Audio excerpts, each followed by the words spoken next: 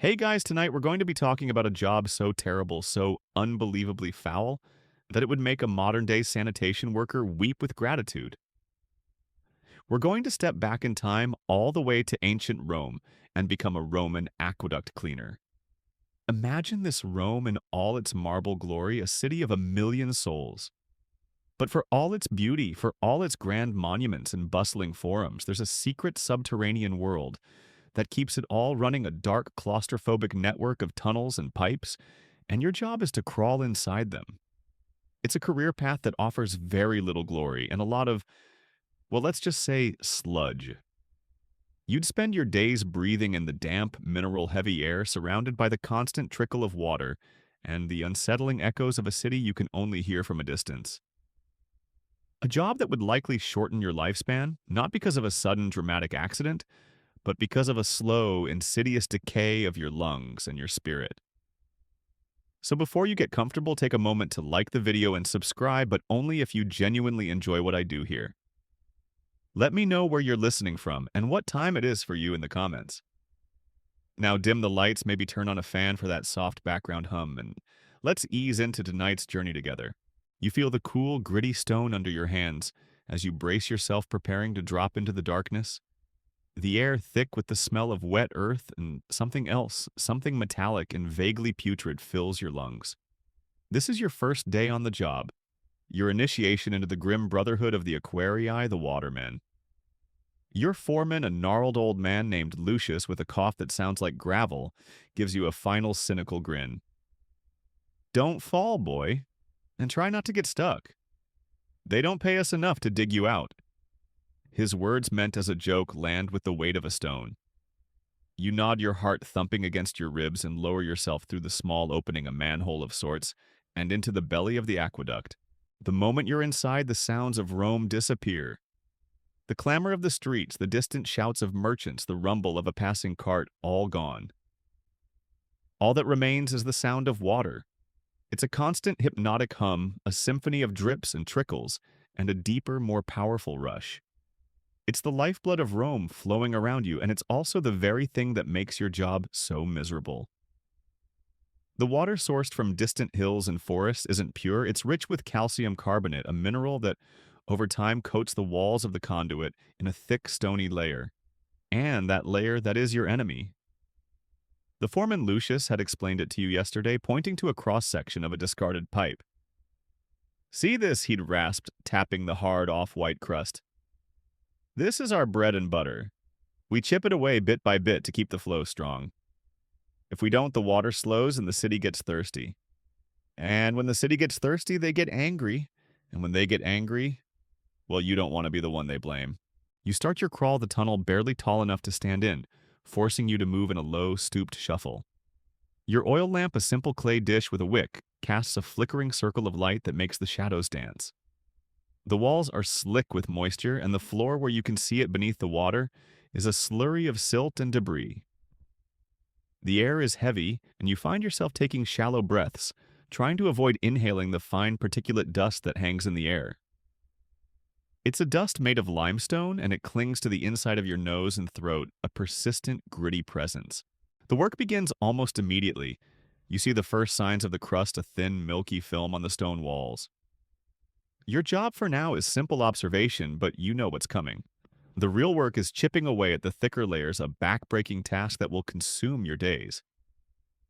Lucius had also shown you the tools of the trade, a simple chisel and a hammer, crude but effective.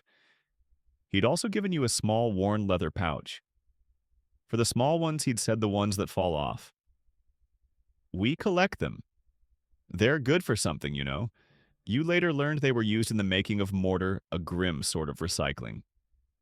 The very thing you're removing from the aqueduct will be used to build another. It's a bizarre sort of symmetry. The first few hours are a blur of darkness and monotony. You move forward, your senses hyper-aware of the space around you. You listen for any change in the sound of the water, a subtle increase in volume that might signal a blockage ahead. You watch the walls for any cracks or weaknesses, a potential collapse that could seal you in. The psychological toll of this job is immense. You are alone in the dark miles from the open air with the ever-present knowledge that a single unfortunate incident could turn your workplace into your tomb. You're just a speck in a vast interconnected system, a small disposable cog in a giant machine. The irony isn't lost on you. The aqueduct which brings life-giving water to Rome is a place where life for you is a slow, grueling process of decay. As you continue your slow march, you notice the buildup getting thicker. It's no longer just a film, it's now a bumpy, uneven coating, a calcified landscape of miniature stalactites and stalagmites.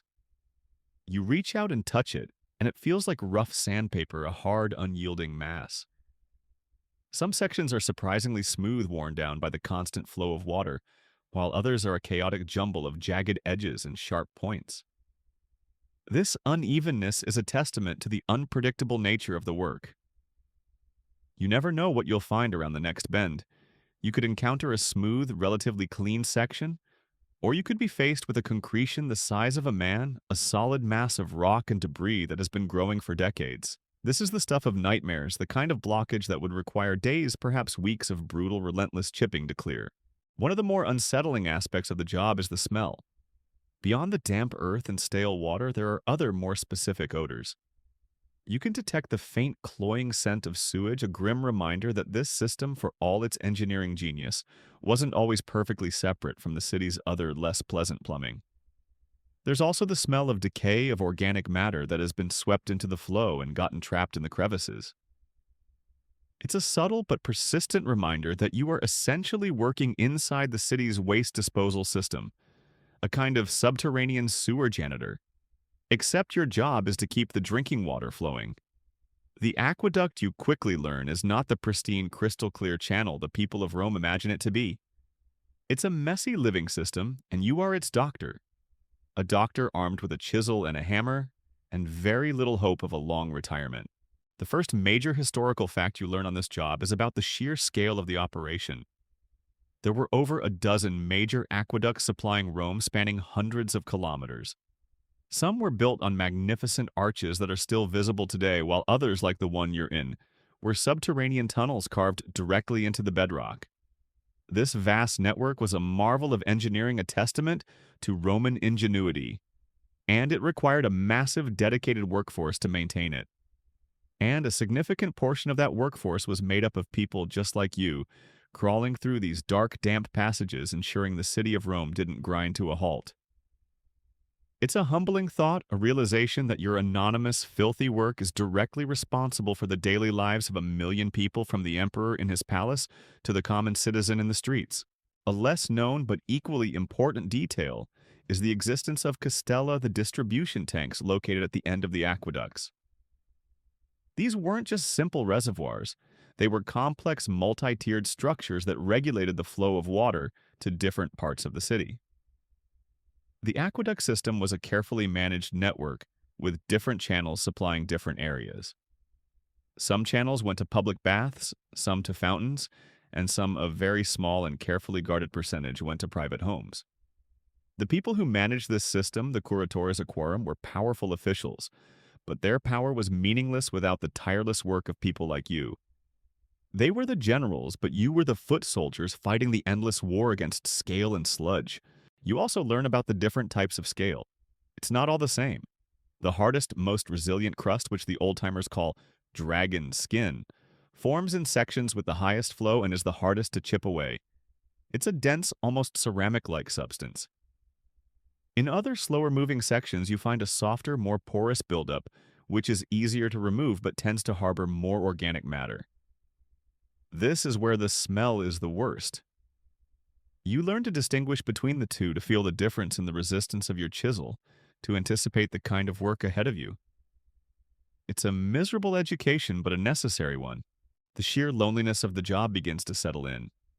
It's a strange and profound solitude. You're not just alone, you're isolated. No one outside knows exactly where you are, and you can only vaguely guess at your own location. You are a ghost, a subterranean wanderer. This feeling of being cut off from the world can be as dangerous as the physical risks. It can lead to a kind of madness, a quiet desperation that can make you careless. You learn to talk to yourself, to sing a low, mumbled tune to break the silence. Anything to remind you that you are still a person, still a part of the world above. Historians still debate whether the Roman aqueduct cleaners were a specialized group of workers, or if the job was performed by a mix of slaves, freedmen, and soldiers. The evidence is sparse and often contradictory, making it difficult to say for certain. Some scholars argue that the dangerous and skilled nature of the work would have required a dedicated professional class of workers, while others suggest that the sheer scale of the network would have necessitated a more flexible ad hoc labor force. Whatever the case, you find yourself here in this dark, dripping tunnel, and it doesn't much matter what a historian in the future might think. All that matters is the work, the endless chipping and scraping, the slow, agonizing progress. As you push on, you find a small, unexpected pocket in the wall. You shine your lamp into it, revealing a small carved inscription. It's a name scratched into the stone Marcus. Below it, a date. It's an old one decades ago. It's a small, poignant reminder that you are not the first. There were others before you, men who suffered and toiled in this very same spot. You reach out and touch the name, feeling a strange kinship with this long-dead predecessor. The work is temporary, but the stone and the legacy of the people who worked it is not. The aqueduct itself is a monument, but it's a monument built not just by the grand architects and engineers, but by the anonymous, forgotten labor of people like you and Marcus. The name is a silent shout in the darkness, a reminder that you too are leaving a trace, however small, however uncelebrated. You take a small break, leaning against a cold, wet wall. The sound of the water is now a part of you, a constant presence that you no longer consciously hear. Your muscles ache and your hands, though calloused, are sore from the endless crawling. You think of the world above, of the bright sunlight, of the food, cooking in the street stalls, of the laughter of children. You think of the clean, cool water that will soon fill the public fountains, and you take a small, fleeting moment of pride in your work. It's a pride that is quickly washed away by the reality of your situation, the oppressive darkness, the bone-chilling cold, and the knowledge that this is only the beginning of your long, miserable career. You have thousands of more paces to go, thousands of more chips to make, thousands of more cubic feet of sludge to clear. It's a daunting prospect, but you've already started. There is no turning back. You stand up your lamp, casting a long, wavering shadow, and you continue your slow, silent journey into the heart of the aqueduct. The real work is about to begin. You continue your slow, hunchbacked trudge, the chill of the waterlogged stone seeping through your thin tunic and into your bones. The initial novelty of the darkness has worn off, replaced by a dull, persistent sense of dread. The air, heavy with the mineral-rich dust and the lingering scent of decay, scrapes at your lungs with every breath. You've been moving for what feels like an eternity, but Lucius's parting words echo in your mind, a grim sort of mantra. Don't stop until you feel the blockage. You'll know it when you see it, and you'll definitely know it when you smell it. The old man's words were meant to be reassuring, but they only serve to heighten your anxiety. What if you don't see it? What if you miss some subtle change in the flow, and the whole system backs up? The responsibility you're learning is a heavy one, and it's a burden you carry alone in this suffocating darkness. After what feels like an age, the tunnel opens up slightly. The ceiling rises just enough for you to stand upright for a moment, a brief, blessed reprieve from the cramped crouch you've been forced into. You take a deep breath, the cold air filling your lungs, and feel a momentary surge of relief. But the reprieve is short-lived.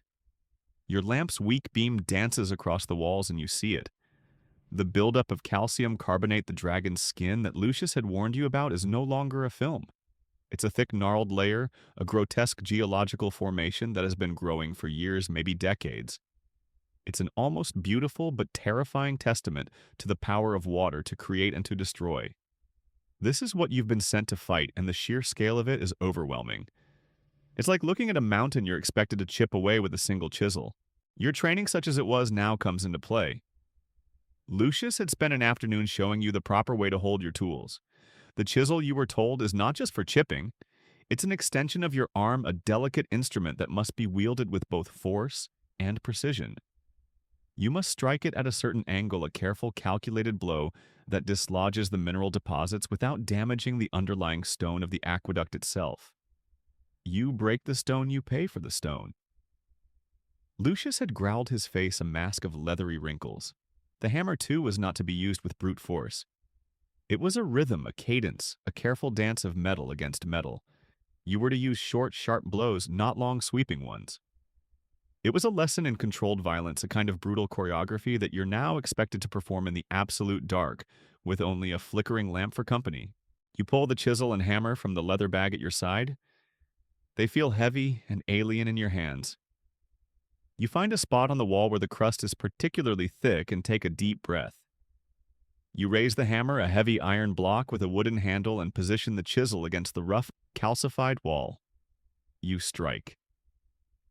The sound is a sharp, jarring crack that echoes down the tunnel, a loud, violent noise in the otherwise silent world of the aqueduct. A small piece of the crust, no bigger than your thumbnail, breaks off and falls into the water with a faint splash. It's a tiny victory, but it's a victory nonetheless. You strike again, and then again, the rhythm of the hammer against the chisel, becoming a slow, deliberate heartbeat.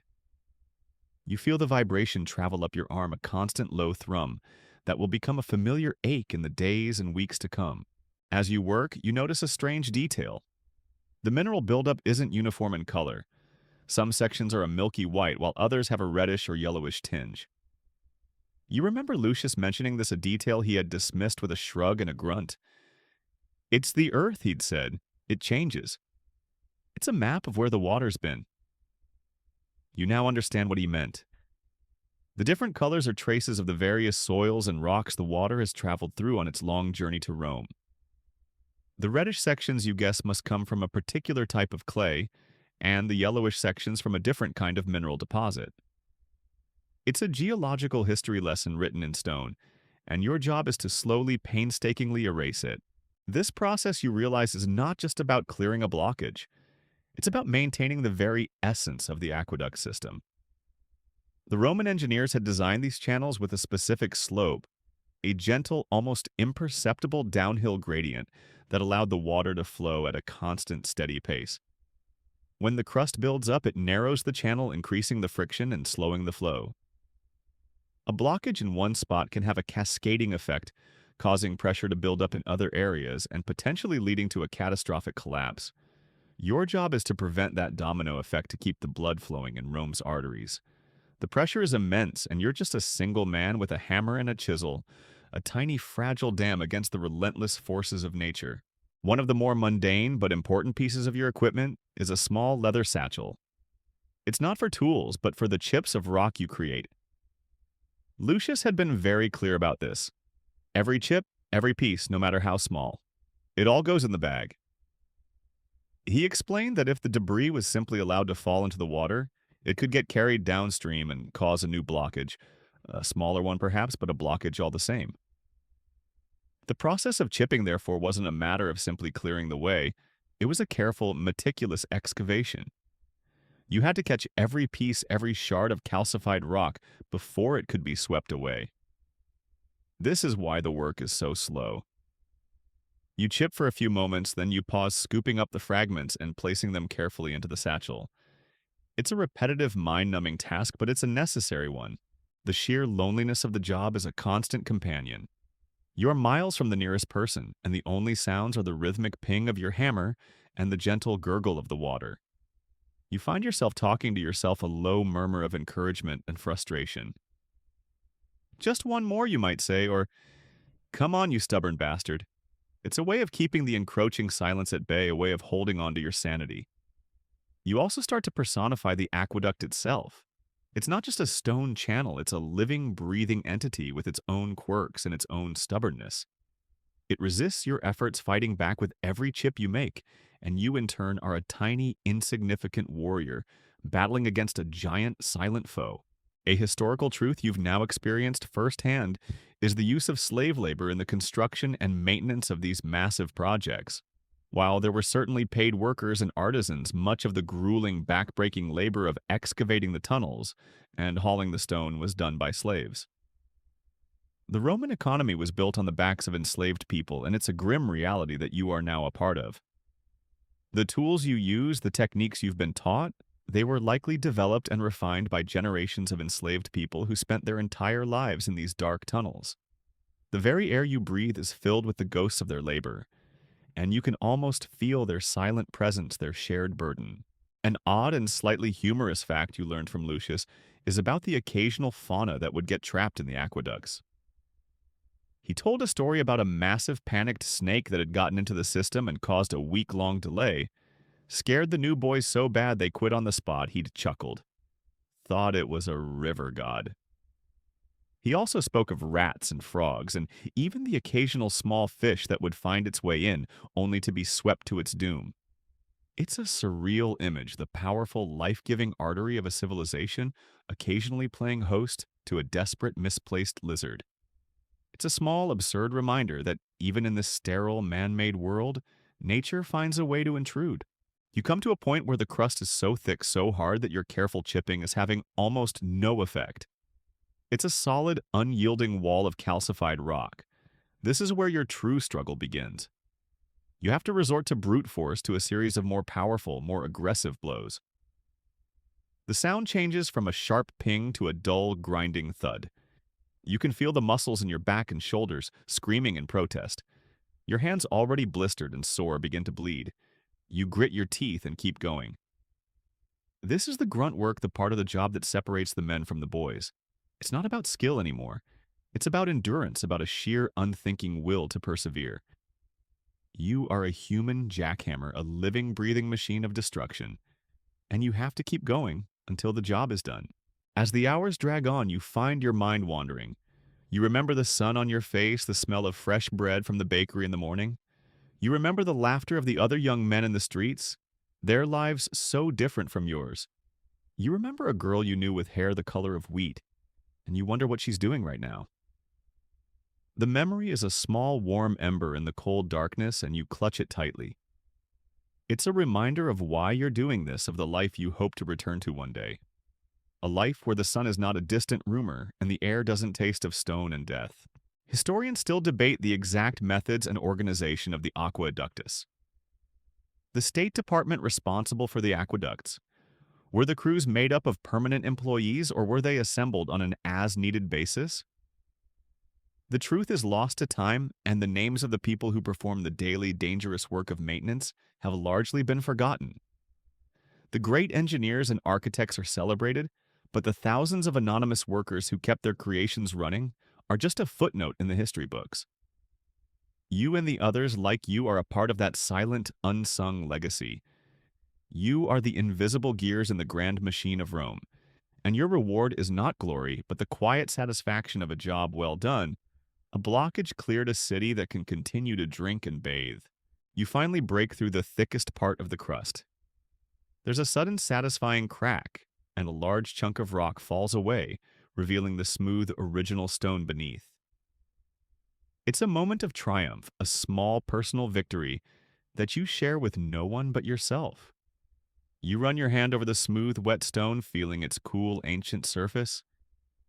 It's a world away from the rough, gnarled crust you've been fighting. You've done it.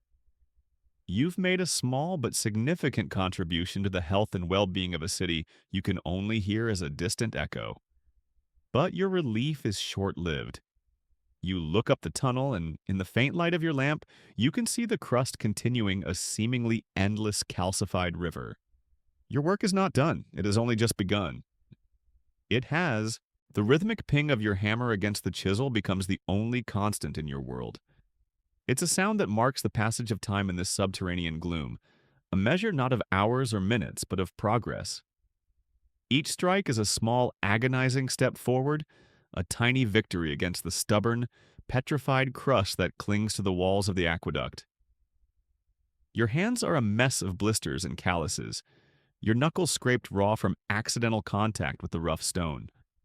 You've long since stopped noticing the pain, a dull, throbbing ache that has become a permanent part of your existence. It's just another piece of the job, like the constant chill or the heavy, mineral-laden air. You've been at this for what feels like days, your muscles screaming in protest with every swing of the hammer. The blockage you first encountered has proven to be a formidable enemy, a monstrous concretion of calcium carbonate silt, and what you suspect is a disturbing amount of organic matter. It's a grim tapestry of the city's life, a silent record of everything that has been washed down the aqueduct and gotten stuck. You can't see the end of it, but you know you're making progress. The channel behind you is clear, the water flowing a little faster now, and that is your only comfort, your only measure of success. The thought of that clean, rushing water of the citizens of Rome, drinking from the fountains and bathing in the public baths, is what keeps you going. It's a distant, abstract motivation, but it's a powerful one. One of the more unique tools you've been given, a small, oddly shaped scraping hook, is meant for the more stubborn, inaccessible areas. Lucius had called it the bone picker, a grim name that you now understand.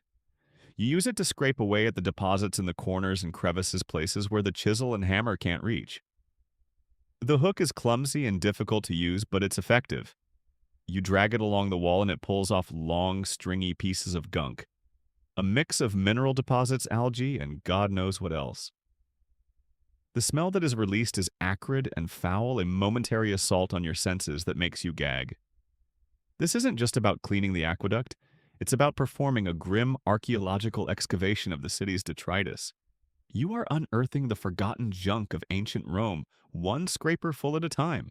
As you work, you notice a particularly strange inclusion in the crust, a perfectly preserved bronze coin stuck fast in the calcified rock. It's an unusual find, and you carefully chip around it, prying it free with your chisel. You hold it in your hand, a tiny glowing disc in the flickering light of your lamp. The image on the coin is a bit worn, but you can make out the profile of an emperor. You don't recognize him, but the coin is a powerful, tangible link to the outside world, a small piece of history that has been swept into this dark, forgotten place. It's a surreal moment, a jarring reminder that a vibrant, bustling city exists just above your head. Lucius had told you to throw any such finds into the satchel for later inspection by a supervisor. You do so, but not before taking a moment to feel the weight of it. The cold metal, a stark contrast to the rough stone you've been working with.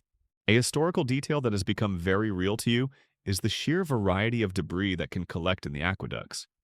While the primary problem is the mineral buildup, the aqueducts also functioned as a sort of accidental storm drain, carrying a grim assortment of things that were swept off the streets. Lucius had spoken of finding things as mundane as lost sandals and as disturbing as human bones. The flow of water, while powerful, was not always enough to carry everything all the way to the end. The debris would get caught in the slow-moving sections, becoming a festering, rotting mess that would only compound the problem. You now understand why the smell in some parts of the tunnel is so particularly bad. The greatest fear of any aqueduct cleaner is not the darkness or the claustrophobia, but the constant looming threat of a collapse. The tunnels carved into the earth and bedrock are not always stable. A sudden tremor from a distant earthquake, a heavy rainstorm that saturates the ground above, or even a weakening of the mortar that holds the stones together could send the ceiling crashing down, sealing you inside. Lucius had told you a grim story about a man who had gotten trapped. His screams echoing through the tunnels for days before they finally faded away. They couldn't dig him out. The tunnel was too deep, the earth too heavy. They simply had to abandon him, a forgotten ghost in the city's veins. You are a long way from the nearest manhole, and the thought of being trapped, of becoming a permanent fixture in this cold, dark place, is a constant, terrifying companion. As you continue your work, you find yourself using a different kind of tool, a small, pointed pickaxe designed for the thickest, hardest deposits. The sound it makes is a deep, resonant thud that vibrates through your bones. This is a more aggressive tool, a last resort against the most stubborn sections of the blockage. You swing it with all your might, a primal, exhausting motion, and a large chunk of rock breaks free. You catch it before it falls into the water and drop it into your satchel. The sheer physical exertion is immense, and you find yourself pausing for breath more and more often. You are an instrument of slow, deliberate destruction, a human force of nature pitted against the silent, patient forces of geology. A less known but fascinating historical detail is the presence of inspection shafts. These were small vertical shafts, sometimes with simple ladders that were built at regular intervals along the length of the aqueduct. They were meant to provide access for maintenance and repair crews to allow them to enter and exit the system without having to travel for miles underground. You've passed several of these on your journey, each one a small square opening in the ceiling of the tunnel. They are a welcome sight, a small reassurance that you are not entirely alone, that there is a way out. They are a sign of the incredible forethought and planning of the Roman engineers, a testament to their understanding of the need for regular maintenance and repair. You come across a section of the tunnel that is particularly narrow, a tight squeeze that forces you to crawl on your hands and knees. The water is a little deeper here, and the crust on the walls is particularly thick and gnarled. You have to lie on your side and work with your chisel at an awkward angle, your body pressed against the cold, wet stone. It's a claustrophobic, miserable experience, and you find yourself holding your breath, trying to ignore the feeling of the earth pressing in on you from all sides. Your lamp held in one hand casts a weak, flickering light that makes the shadows dance and the space feel even smaller. This is the reality of the job, the gritty, uncomfortable truth that is never mentioned in the grandiose accounts of Roman engineering. Historians still debate the extent to which lead pipes were used for distributing water from the aqueducts. While some scholars argue that the Romans were aware of the dangers of lead poisoning, others suggest that the vast network of lead pipes would have exposed many citizens to dangerous levels of the metal. The evidence is inconclusive, and the academic arguments rage on a slow, methodical war of words. You, however, have a more immediate concern: the lead pipes, which are sometimes used to repair cracks in the main aqueduct channel, can sometimes become clogged themselves. Your job is to make sure the flow is unobstructed regardless of what the pipes are made of. The potential dangers of the material are a problem for the people above, a problem for the generations to come. Your job is to keep the water flowing, period. You finally reach the end of the blockage. The tunnel ahead opens up and the walls are clean and smooth, the original stone, a welcome sight after the gnarled mess you've been working on. You take a moment to rest, leaning against the clean stone and closing your eyes. The sound of the water, a deep, steady rush, is no longer a source of dread, but a soothing, hypnotic melody. You've done it. You've cleared a blockage that could have starved a city. You are just one person, an insignificant cleaner in a vast, sprawling empire, but for this one moment, in this dark, forgotten place, you are a hero. The glory is not yours to have, the credit is not yours to claim, but the feeling of accomplishment of a job well done is yours alone. But your rest is short-lived. You know that somewhere a few miles down the line, another blockage is forming, another part of the system is beginning to fail. Your work is never truly done. The air in the aqueduct, once thick with the smell of wet earth and mineral dust, now carries a new, more unsettling odor. It's a faint metallic tang, like old blood or rusty iron, a smell that makes the hairs on the back of your neck stand up. You've been crawling for hours, leaving the cleared section behind your senses now on high alert. The constant trickle of water, which had once been a hypnotic lullaby, now sounds like a chorus of whispering voices, a constant reminder of the unseen dangers that lurk in the dark. Your oil lamp, its flame, a tired yellow flicker, casts long dancing shadows that seem to move and writhe with a life of their own. You are no longer a novice. The past few days have been a brutal education in the grim realities of your profession. You've learned the proper cadence of the hammer, the delicate touch of the chisel, and the absolute necessity of a steady hand. You've learned to distinguish between the various types of crust, to recognize the subtle signs of a weakening wall, and to navigate the suffocating confines of the tunnel with a practiced ease. But this new smell, this strange coppery odor, is something different. It's a sign that the dangers you face are not just the slow, insidious forces of geology, but something more immediate, more violent. Lucius had warned you about the dangers of the job, a long, cynical list that he rattled off with a kind of dark pride. First, there's the structural collapse, he'd said, tapping the ceiling of the tunnel with a gnarled finger. Then there's the gases. The air down here can get thick. One wrong spark and you're gone. And then there's the traps. The old builders, they didn't want people sneaking in. Some of the old tunnels they've got surprises. His voice had dropped to a low conspiratorial whisper, and he'd left it at that, a grim sort of riddle for you to solve on your own. You now suspect you're about to find out what he meant. The air begins to feel heavier, almost syrupy, and the flame on your lamp shrinks a tiny defiant ember in the oppressive gloom. This is a bad sign. It means the air is thinning, choked with some kind of gas. Lucius had taught you to recognize the signs: the shrunken flame, the sudden headache, the strange lightheaded feeling. It's the mephitis, he'd explained. The bad air comes from the decay, the stuff that gets trapped. You breathe too much of it, you pass out. You pass out, you drown. Simple as that. He'd given you a small damp cloth to tie around your mouth and nose, a crude filter against the worst of the fumes. You pull it out now, the musty cloth, a small but welcome protection against the invisible enemy that surrounds you. You move forward with an even greater sense of caution, your eyes scanning the walls and floor for any sign of a trap. You know the aqueduct is not a perfect uniform channel. It has its quirks, its forgotten sections, its sudden changes in direction and elevation. You're now in a section that feels different. The stone here is rougher, more uneven, and the channel seems to narrow in a strange, almost unnatural way.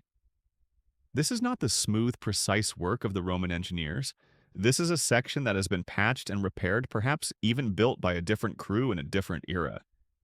The air is so thick here that your lamp can barely cast a light a few feet in front of you. You are crawling forward in near total darkness, a horrifying claustrophobic experience that makes your heart pound in your chest. A historical detail that is particularly relevant now is the practice of building ventilating shafts. These were small open-air shafts that were dug at regular intervals along the aqueducts, meant to let in fresh air and let out the dangerous gases that could build up inside. They were a crucial safety measure, a lifeline for the aqueduct cleaners. But they were not always maintained. Lucius had told you that many of the old ones had been sealed up or filled in over the years, forgotten relics of a more cautious era. The one you're in now clearly has no such shaft. You are in a dead zone, a place where the air is stale and the dangers are unseen. You come to a sudden stop. In the weak light of your lamp, you see it. A strange metallic object jutting out from the wall. It's a crude, rusty spike positioned at an angle that would make it almost impossible to see until you were right on top of it. It's an iron spike, a simple but effective trap, meant to impale anyone who tried to climb past it. Lucius's grim riddle now makes perfect sense. This is a forgotten guard post, a booby trap left behind by a previous century, a grim warning to anyone who would dare to venture into the city's heart.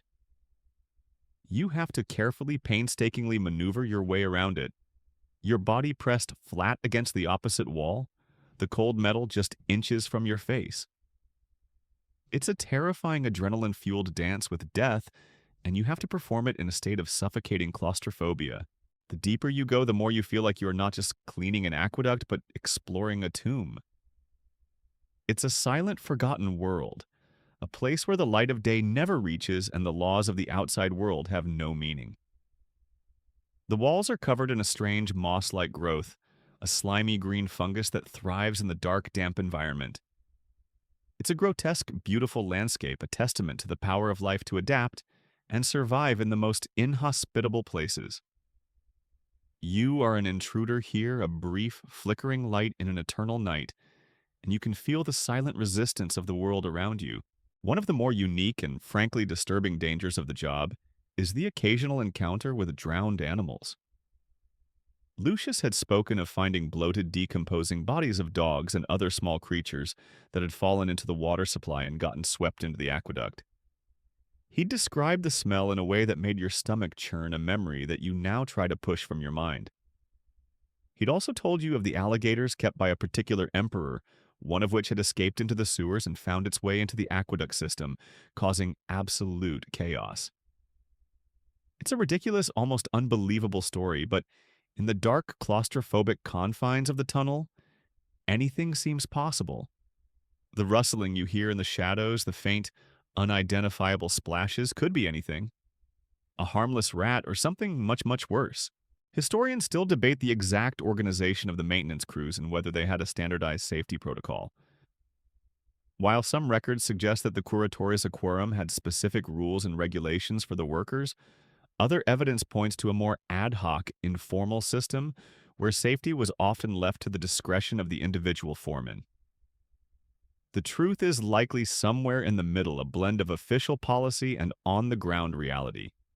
You, however, have to live with the consequences of this ambiguity. Your safety is not guaranteed by some grand bureaucratic decree.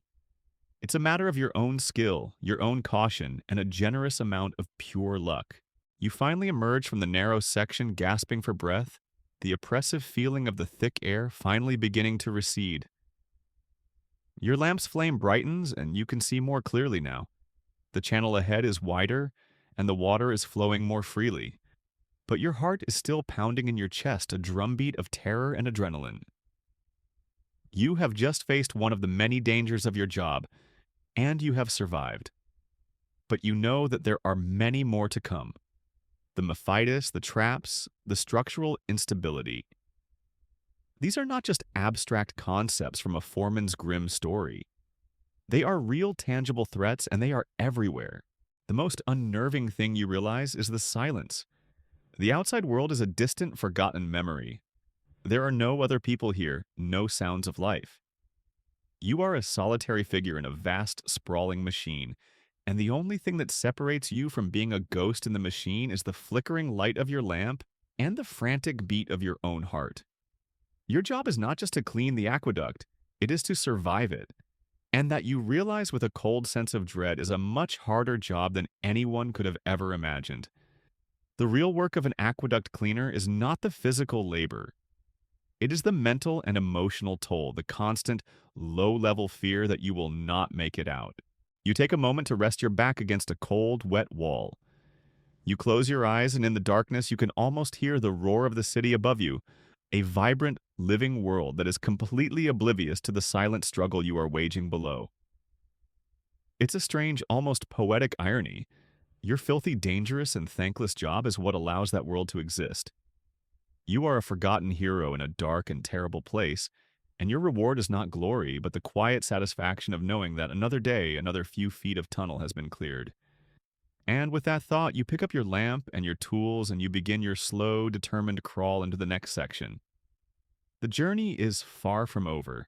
You've grown accustomed to the darkness, the damp, and the relentless, soul-crushing monotony of the work. The rhythmic clang of your hammer against the chisel is no longer an alarming sound, but a kind of comfort. A steady beat that proves you are still alive, still working. Still fighting the good fight against the silent forces of geology. You are now officially one of them. You've become a member of the anonymous subterranean brotherhood of the Aquarii, the forgotten men, who keep the lifeblood of Rome flowing. You no longer think about the world above with the same longing. It is a memory, a distant rumor. This, the cold, wet, echoing tunnel, is your reality. You've fallen into a routine. A slow, methodical crawl, a careful chip, a pause to scoop the debris, and then you move on. Your body has adapted to the cramped confines of the tunnel. Your shoulders hunched, your movements precise and economical. The fear of collapse and the danger of the gases haven't disappeared, but they have receded to a low, persistent hum in the background, a constant companion that you have learned to live with. You are now a professional, and professionals, you've learned, don't have time for fear. They have work to do. It's on one of these endless crawls that you come across another man. He is sitting on a small, smooth stone, his back propped against the cold wall, his head in his hands. His lamp is a dying flicker, casting a weak orange glow on his face, which is streaked with dirt and exhaustion. He looks up as you approach, his eyes wide and hollow. He is a newcomer, a fresh face, and you can see the same terror and despair that you yourself felt on your first day reflected in his gaze. He is you a few weeks ago. You introduce yourself, and he replies with a shaky voice. His name is Tiberius. He's a slave recently purchased by the Curators Aquarum and assigned to this brutal work. His hands are soft, his body unaccustomed to the physical strain, and he is clearly at the end of his tether. He tells you he's been working on a blockage just ahead, a particularly stubborn one, and he just can't seem to make any progress. He gestures vaguely with a grimy hand, the despair in his voice palpable. You offer him some water from your own wineskin, a small gesture of solidarity. It's a rare, precious commodity down here, and it's an unspoken rule that you share with your fellow workers. He takes a long, grateful drink, the water dripping down his chin and into the dirt. You tell him that the first few weeks are the hardest, that his body will eventually adapt, and that the fear will eventually turn into a kind of grim, quiet determination. He doesn't seem to believe you, and you don't blame him. He has to learn this lesson for himself, just as you did. You move past him toward the blockage he was describing. It's a massive concretion, a veritable wall of calcified rock and debris that is almost completely closed off the channel. It's a mess of jagged edges and sharp points, a monster of stone that has been growing for decades. This is not the kind of job for a single man. This requires a crew. You realize that this is what Tiberius was trying to tell you, that the task was too big for him. It was a cry for help, a desperate plea for another pair of hands, another person to share the burden. A historical detail that is particularly relevant to this situation is the grim fate that often awaited the most senior aqueduct cleaners. Lucius had mentioned it in passing a story about a man who had spent his entire life in the aqueducts, his body broken, his mind a frayed mess. He had been left to die in the tunnels, a mercy killing of a sort, a way of sparing him a slow and painful death above ground. The job takes a physical and mental toll that is almost unimaginable, and the life expectancy of an Aquarius is tragically short. The constant exposure to mineral dust, the damp, the cold, and the risk of collapse all conspire to shorten your life. You look at Tiberius and you see a man who has already been condemned, a man who is destined to become another ghost in this watery tomb. You begin to work on the blockage, your hammer and chisel moving with a practiced ease that Tiberius could only dream of. The work is slow and brutal, but you are making progress. You can feel the rock giving way, a slow, grudging surrender. You look back at Tiberius and he is watching you, his eyes wide with a mix of awe and terror. He is seeing what it takes to be one of them, what it takes to survive in this brutal world.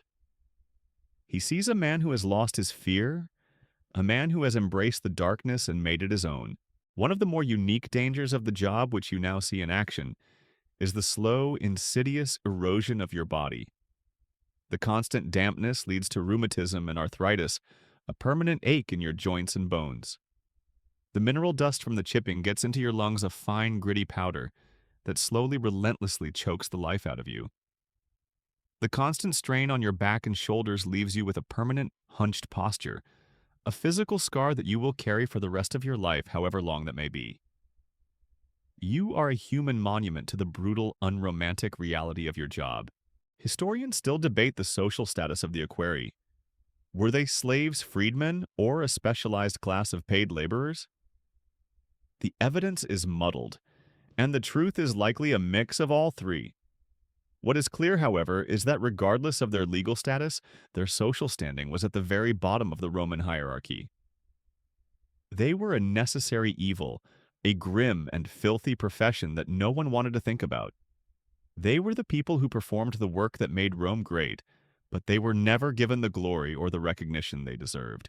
You and Tiberius are living proof of this reality, two anonymous figures in a dark tunnel performing a crucial service for a world that has forgotten you. You work for hours, and finally a large chunk of the blockage breaks free, revealing a small, clear opening. The water rushes through with a renewed force, a powerful gurgling sound that fills the tunnel. You look back at Tiberius, and he is smiling, a faint, tired expression of relief. You have done it. You have cleared the path, and the water can now flow freely. You are a team, a small two-man crew in the heart of Rome's veins, and you have accomplished a small miracle. But the work is not done. The rest of the blockage still has to be cleared, and you and Tiberius have to work together to finish the job. You hand him your chisel and hammer, and you show him the proper way to hold them, the right angle to strike. He takes them with a new sense of purpose, his fear replaced by a quiet resolve. He is no longer a terrified novice. He is now officially an Aquarius, and you are his teacher, his mentor, a grim, silent guide in this terrible, beautiful world. The two of you, you and Tiberius, work in a silent, grim partnership. The rhythmic clang, clang, clang of your hammers becomes a duet, a mournful song of labor in the oppressive darkness. The immense blockage that had once seemed insurmountable now slowly, grudgingly begins to recede. You chip away at the calcified rock, your movements precise and practiced, while Tiberius, now with a grim determination in his eyes, follows your lead. He is learning fast, his initial terror replaced by a kind of numb resolve. He knows just as you do that the only way out is through. You find yourselves working in a section of the tunnel that is particularly cold. The water here is deeper, a fast-moving current, that pulls at your legs and the air is noticeably colder. This, you realize, is a section where the aqueduct is above ground, carried on one of the magnificent arches that are so famous in Rome. You are a ghost, a silent figure in a world of open air and sunlight, but you can only feel the cold, damp stone and the relentless flow of water. The irony is not lost on you. The very structure that is a symbol of Roman glory is for you a place of freezing misery. As you chip away at the rock, you discover a particularly strange piece of debris embedded in the crust. It's a small, intricate carving of a dolphin made of polished bone. It's clearly not Roman in origin, and you can't help but wonder where it came from. It's a small, exotic piece of art, a beautiful alien object in this grim, utilitarian world. You carefully chip it free and hand it to Tiberius. He holds it in his hand, his eyes wide with wonder, a flicker of light and hope in the dark. It's a reminder that the world above is not just a place of grime and decay, but also a place of art and beauty, a world that is worth saving. A historical detail that is particularly relevant to this section is the existence of pontes, or bridges that carried the aqueducts across valleys and rivers. These were the grand, magnificent arches that we still see today, monuments to Roman engineering.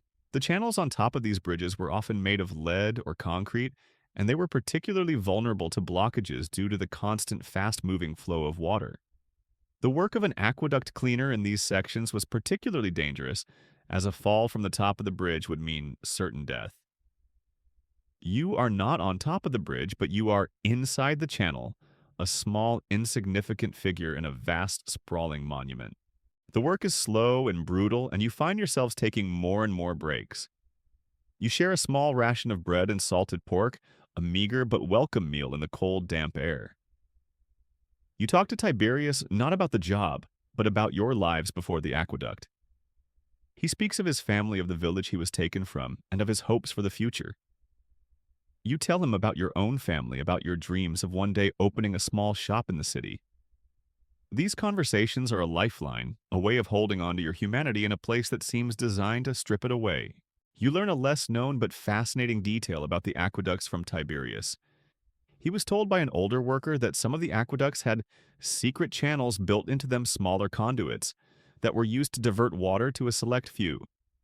These channels were not on any of the official maps, and their existence was a closely guarded secret. He had heard rumors of people getting lost in these channels, of their bodies never being found. It's a grim story, a testament to the corruption and greed that existed in the Roman Empire, a reminder that even the most vital public works could be used for private gain. As you work, you notice a strange, high-pitched whistling sound. It's not the wind, and it's not the water. It's a thin, ethereal sound that seems to come from all around you. You look at Tiberius, and his eyes are wide with fear. You realize what it is. It's the sound of the wind, but it's coming from a crack in the channel. The aqueduct is not a sealed system. It's a vast, sprawling network of stone and mortar, and it's full of small cracks and fissures, weak points, that could one day give way. The wind passing through a small crack is a grim song, a reminder of the fragility of the structure around you. Historians still debate the specific types of mortars used to seal the aqueducts. While some scholars believe that the Romans used a specific kind of volcanic ash to create a waterproof mortar, others argue that they simply used a mixture of lime and sand. The truth is likely more complex, with different regions and different builders using different methods. The mortar that you are now working with is old, and it is clearly beginning to fail. You can see small hairline cracks in the joints, and you know that one day the pressure of the water will be too much. You work on the rhythmic clang of your hammers, a constant in the cold, damp air. You are a team, a small two-man army, fighting a silent, endless war against the forces of nature and neglect. You have not just cleared a blockage. You have formed a bond, a grim, silent camaraderie that only the people who have worked in these dark, dangerous tunnels can understand. You are no longer alone. You have Tiberius, a fellow ghost in the machine, and together you will see this job through. The journey is far from over, but for the first time since you entered the darkness, you feel a sense of hope. You are a team, and that you realize is the most powerful tool of all. The bond you formed with Tiberius, forged in the claustrophobic darkness of the aqueduct, has become your anchor. The isolation once a crushing weight is now shared. You are no longer alone against the abyss. You are two small sparks against the endless night. The rhythmic thud, thud, thud of your hammers has found a harmony, a shared cadence that speaks of endurance and a silent mutual understanding. You've moved on from the great clog, the cleared channel behind you, a small but significant monument to your combined labor. Now you are venturing into new territory. The foreman Lucius had sent word down the shafts, a grim, shouted message from the world above. A crew has been lost in one of the older, forgotten sections of the Aqua Appia, the oldest of Rome's aqueducts. Your task, you and Tiberius, is to find them, and if you can't, to clear the blockage that likely claimed them. The work is no longer just about maintenance. It's about a grim search and rescue, a descent into a part of the city's plumbing that has been left to decay for centuries. The channel you now crawl through is different. The stone is older, rougher, and the mortar between the joints is crumbling, a fine, gritty powder that coats your hands and face. The tunnel is narrower, the ceiling lower, forcing you into a more agonizing crouch. The air is stale, heavy with the scent of damp earth, and something else, something musty and ancient. This is a place where the sun has never touched a forgotten artery of the city, and you are a ghost in its veins. As you move forward, your lamp casts a weak, flickering light on the walls, and you see something that makes you stop dead in your tracks. There are small, intricate carvings in the stone, crude but deliberate markings. They are not Roman in style. They are a kind of primitive art, a series of geometric shapes and symbols that are completely alien to you. You trace one with your finger, the stone rough and cold. You realize what you've stumbled upon. This isn't a Roman-built section of the aqueduct. It's a natural cave system that the Roman engineers simply incorporated into their design. This is a part of the earth, a natural pre-Roman world that has been sealed off for centuries, and you are now an intruder. This discovery is a jarring reminder that Rome was not built on a blank slate. The city and its vast infrastructure were built on top of, and often incorporated older geological and even human-made structures. The engineers, with their pragmatic Roman mindset, likely found the cave system and saw a way to save time and effort, a pre-made tunnel that they could simply line with their own stone and mortar. The carvings, a small, quiet record of a world that existed before Rome, have been silently waiting for 1,000 years for someone to find them. You and Tiberius continue, and you find a small, hidden side tunnel, a dark, narrow opening that you almost miss. This, you realize, is one of the secret channels that Tiberius had mentioned, the rumored conduits that were not on the official maps. It's a tight, suffocating squeeze, and you have to abandon your hammer and chisel, crawling forward on your stomach, your lamp held in front of you. The air is even thicker here, and the sound of the main aqueduct is a distant, muffled roar. You are truly alone now in a world that few, if any, people have ever seen. The side tunnel opens into a larger cavern, a natural chamber in the earth. The air is still and the silence is deafening, broken only by the sound of your own ragged breathing. You shine your lamp around the chamber and you see it. They are here, the lost crew. 3 men, their bodies covered in the same mineral crust that you fight every day, their tools scattered around them. They are entombed forever, a part of the aqueduct. One of them is holding a small decorative flask, a gift from home perhaps. It's a final poignant detail, a grim reminder of their humanity in this cold, unfeeling place. Tiberius gasps, his hand flying to his mouth. The sight is a gut punch, a visceral, horrifying image of what awaits you if you fail. The blockage, the one that killed them, is a massive concretion of rock and debris that has completely sealed off the end of the cavern. It's an impossible task for 2 men, a solid wall of stone that has been growing for decades. This is not a job for chisels and hammers. This is a job for a team for weeks of grueling, dangerous work. Historians still debate the extent of the corruption within the Roman aqueduct system. While the system was designed for the public good, there is evidence to suggest that powerful officials and wealthy citizens would often divert water for their own use, sometimes going so far as to build illegal secret channels. The lost crew in this cavern, a grim casualty of this corruption, is a testament to the dangers of this practice. The aqueduct system, for all its glory, was still a part of the messy, imperfect world of Roman politics.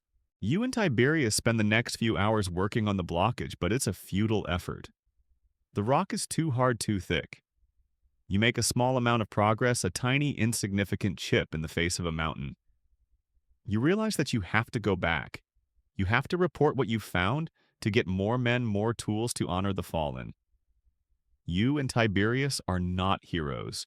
You are messengers, silent couriers in a world of darkness, and your message is a grim one. As you crawl back through the secret channel, your mind is a whirlwind of thoughts. You think of the lost men, their final moments spent in this suffocating darkness. You think of the Roman engineers who incorporated the cave system into their design, and of the forgotten people who carved the strange symbols in the stone. You think of the power and corruption of the Roman Empire, and of your own small, insignificant place in it. Historians still debate whether the Romans were aware of the dangers of working in these conditions. While some scholars argue that the Romans, with their advanced medical knowledge, must have known about the dangers of mineral dust and gases, others suggest that the lives of the workers, especially the slaves, were considered expendable. The truth is likely somewhere in the middle, a grim, unspoken understanding that some lives would be sacrificed for the greater good of the city, and you and Tiberius are now a part of that silent, tragic history. You finally emerge back into the main aqueduct, the roar of the water, a welcome sound. You look at Tiberius and he looks at you. You are both changed, marked forever by what you have seen. You are no longer just cleaners, you are witnesses. You have seen the forgotten side of Rome, the dark underbelly of a glorious empire, and you have survived. The work is not done, but you now have a new purpose to honor the dead and to ensure that their sacrifice was not in vain. The grim sight of the entombed crew in the secret cavern is a memory that now hangs in the air between you and Tiberius, a shared ghost that you carry with you. You've reported your findings, and the foreman Lucius listened with a grim, impassive face. He simply nodded, his eyes hollow as if he had heard the same story 100 times before. They'll send a crew in, a different crew. Their debt is paid. His words were a cold comfort, a grim reassurance that the men would not be forgotten, but that their sacrifice was just another part of the terrible calculus of this job. You and Tiberius are now assigned to a new section, a part of the aqueduct, that seems to be in surprisingly good condition. The channel is wider, the stone smoother, and the flow of water is strong and clear. The air is less heavy, the silence less oppressive. You find yourselves working with a new quiet sense of purpose, a shared understanding that your work is now more than just a job. It is a tribute to the fallen. But your relative peace is shattered by a new message, an urgent, frantic shout from the manhole above. Lucius is yelling, his voice strained and desperate. He is relaying an imperial decree. An emperor, a new one, a young and ambitious tyrant, has decided that the city's water supply must be increased immediately. He wants a new massive public bath to be opened, a monument to his glory, and he needs the aqueduct system to provide the water. The order is non-negotiable and the deadline is impossibly short. You and Tiberius and a handful of other crews scattered throughout the system must work at a dangerous, accelerated pace. The news lands with the weight of a stone in your stomach. The rules of the job, the slow, methodical process that you have learned to trust, are now gone. You have to work faster, harder, and with less caution. The delicate balance between safety and progress is now gone, replaced by a reckless, dangerous haste. Lucius's grim warning about a structural collapse, a fear that had been a constant companion, now feels more real than ever. You and Tiberius now work with a renewed urgency, the rhythmic clang of your hammers a frantic, desperate beat. You no longer take the time to carefully scoop up every chip of rock. You let the smaller pieces fall into the water, a dangerous but necessary concession to the new deadline. The water behind you is now a slurry of debris, a grim, cloudy river that you know will cause problems down the line, but you have no choice. The Emperor's order is absolute. A historical detail that is particularly relevant here is the practice of political aqueduct projects. Roman emperors and wealthy citizens would often sponsor the construction or repair of aqueducts as a way of gaining public favor and cementing their legacy. These projects, while often beneficial to the city, were also a source of great political and personal power. The emperor's decree, a politically motivated decision, is now putting your life at risk, a grim reminder that your fate is in the hands of people who see you as nothing more than a disposable tool. You come to a section of the tunnel that is particularly narrow, a tight squeeze that would normally require a slow, careful crawl. But the foreman's words echo in your mind, a relentless drumbeat of faster, faster, faster. You push forward with a reckless abandon, your body scraping against the rough stone, your tunic tearing. You can feel the pain, a sharp, burning sensation on your back and shoulders, but you ignore it. The pain is a small price to pay for the Emperor's glory, a tiny sacrifice in a long and brutal war. One of the more unique dangers of this accelerated pace is the risk of equipment failure. Your hammer, a solid piece of iron, is now a liability. The constant brutal blows delivered with a desperate force are taking their toll. The wooden handle is splintering and the head is beginning to wobble. You know that one wrong swing, one careless blow could send the head of the hammer flying a deadly projectile in the claustrophobic confines of the tunnel. You have no time to stop and repair it. You have to keep going to push forward to hope that your tools, like your body, can withstand the brutal pace. Historians still debate the specific tools used by aqueduct cleaners. While we have some evidence from archaeological finds and historical texts, the exact methods and materials are a subject of ongoing debate. The brutal, accelerated pace that you are now working at is a grim reminder that the tools of the trade were often makeshift, crude, and dangerous. The life of a worker and the quality of their tools was often considered less important than the speedy completion of the project. You work for what feels like an eternity, your body, a symphony of aches and pains, your mind a foggy, exhausted mess. You are no longer just an aqueduct cleaner. You are a sacrifice, a pawn in a larger game of power and politics, and you know that your life is worth less than the water that flows around you. But you keep going. You push forward. You and Tiberius, two small, desperate figures in a dark tunnel, working for the glory of a man you will never meet. The Emperor's bath will be a magnificent sight, a monument to his power and wealth. But you know the true cost of that monument.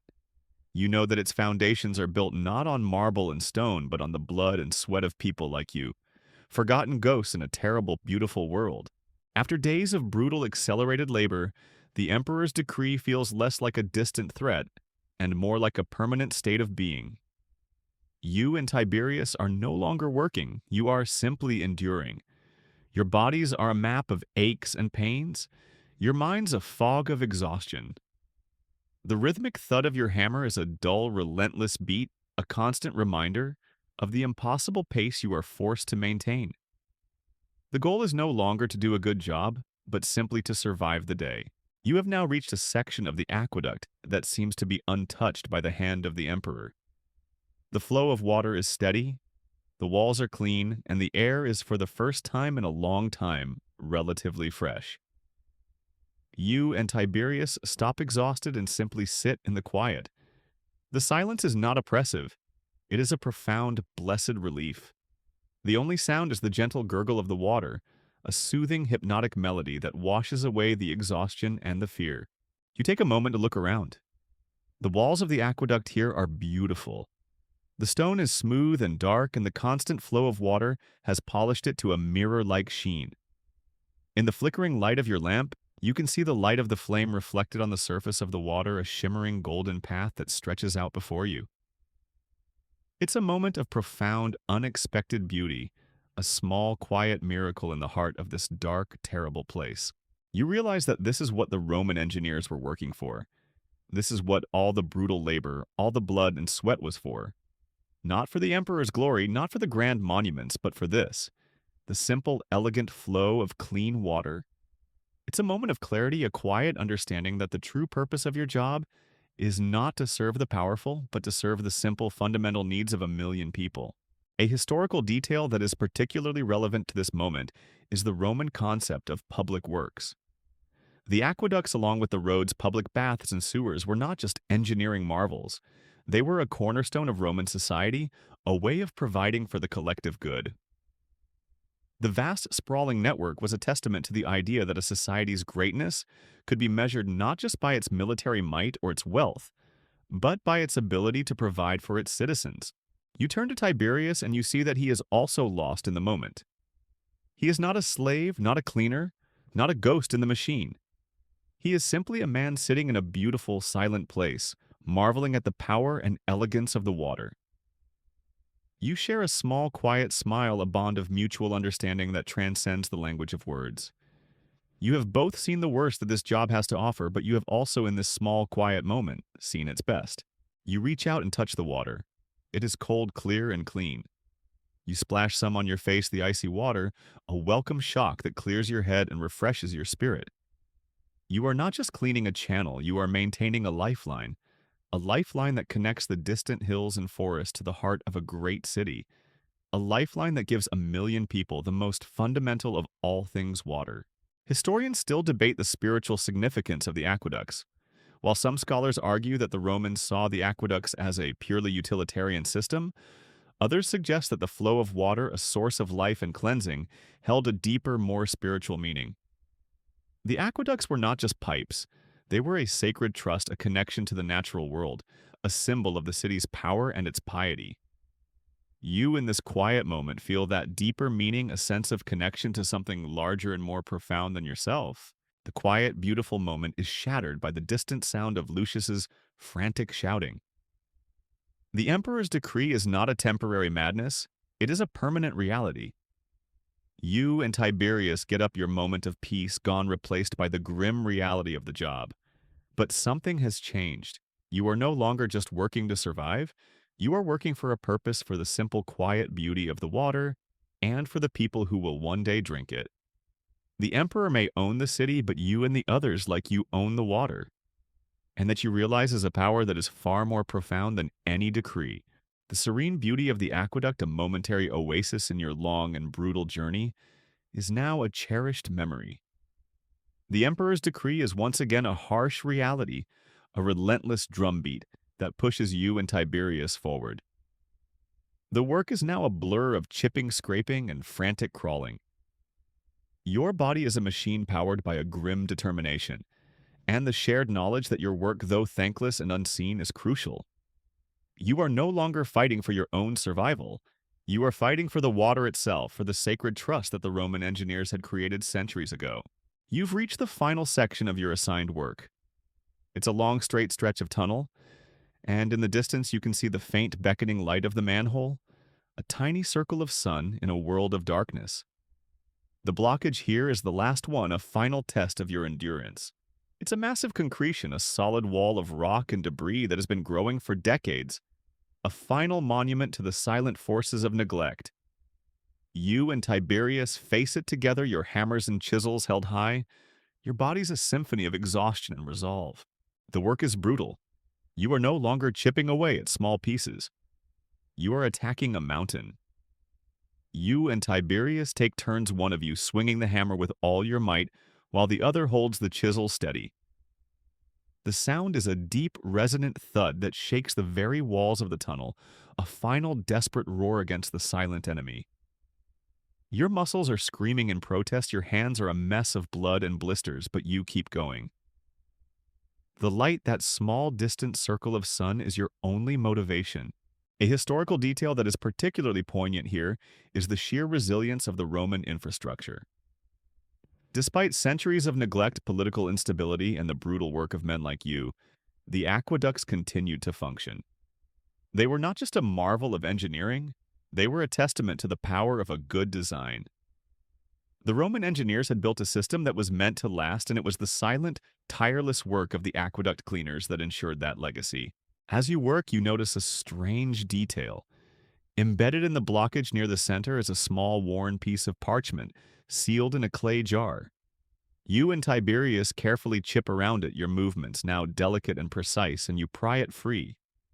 You crack open the jar, and in the flickering light of your lamp you read the words. It is a simple message written in a clear, elegant hand.